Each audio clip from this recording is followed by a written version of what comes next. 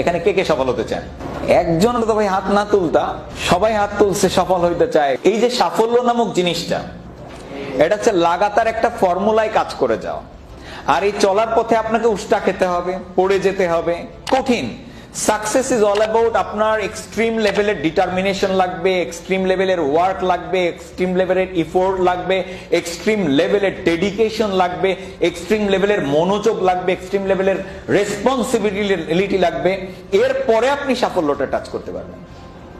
এমনি কিছু হবে না, হার্ড হবে, বাট সফল তো হচ্ছেই। যদি কঠিনই হতো সফল মানুষ হতো না। সবকিছুই কঠিন। আপনি যদি বলেন, আপনাদেরকে যদি এখন বলি গিটার বাজাইতে হবে, তুমি গিটার বাজাও একটু, আপনি দেখবেন গিটারের ওই তারগুলো বুঝতে গিয়ে আপনার 2 বছর সময় লেগে যাবে, সাধনা করা লাগবে। আজকেই গিটার নিয়ে টিং টিং করা শুরু করলেই যে গানের তালে তাল উঠবে তা না। জেমস ভাই কোন একটা মঞ্চে আপনি গিয়ে বললেন আই গিটার বাজাইতে চাই, আপনাকে ওই মঞ্চের আশপাশেও ঘেঁষতে দিবে না। আপনি কিন্তু কোনো টাকা চাননি, বরঞ্চ আপনি যদি বলেন যে আমি আরো 10,000 টাকা দিব, 1 লাখ দিব, জেমস ভাইয়ের গানে আমার এই গিটার বাজাইতে দাও, তবুও আপনাকে দেবে না, কারণ আপনার এই ব্যাপারে স্কিল বা দক্ষতা নাই। মনে রাখবেন, সাকসেস অলওয়েজই হার্ড। আপনাকে লাথি উষ্টা খেতে হবে, তারপরে সাফল্য আসবে। জিরাফ যখন তার বাচ্চা প্রসব করার টাইম আসে, সে একটা পজিশনিং করে, তো অনেক লম্বা প্রাণী, হ্যাঁ উঁচু অনেক। বাচ্চা যখন পেট থেকে বের হয়, তো বাচ্চা পেট থেকে বের হওয়ার পরে ও কিন্তু মাটিতে পড়ে থাকে। জিরাফ কি করে জানেন? ঠাক করে একটা লাথি মারে। কেবল জীবন নিয়ে আসলো পৃথিবীতে, আর সাথে সাথেই লাথি। জিরাফের বাচ্চা মনে মনে হয় সালা পৃথিবীর আলো দেখে পারলাম না, তার আগেই লাথি খাওয়া শুরু।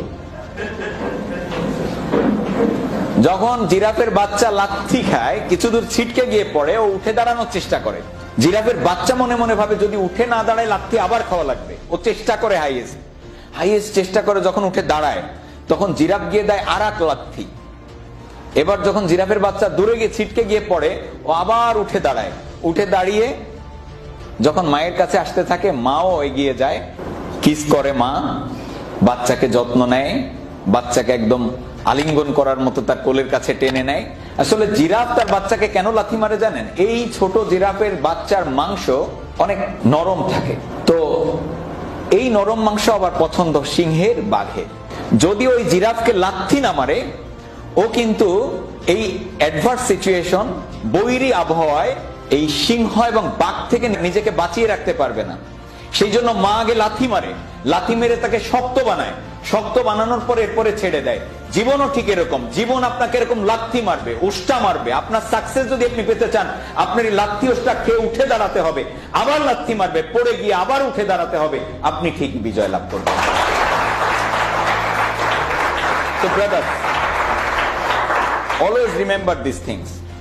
সাকসেস কখনো শর্টকাটে আসবে না, সরাসরি আসবে না।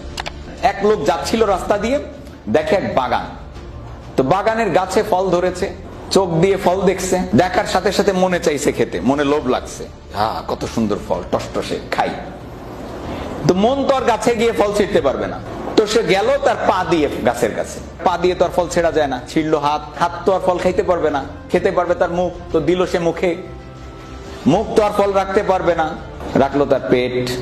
আর এই ঘটনা দূর থেকে ওই বাগানের মালি দেখতেছিল। মালির হলো রাগ, ও ডান্ডা একটা নিয়ে এসে তার পিছে মারলো ডান্ডা। ডান্ডা খাওয়ার পরে তো কোত করে উঠলো, চোখ দিয়ে পানি বেরোনো শুরু করলো। এইবার সে বুঝতে পারলো যে দেখছিলাম আমি চোখ দিয়ে, অপরাধটা করছিল চোখ, এই জন্য ফাইনাল পয়েন্টে এসে আমার চোখ দিয়েই সালা পানি বেরোচ্ছে, কান দিয়ে তো আর বেরোচ্ছে না।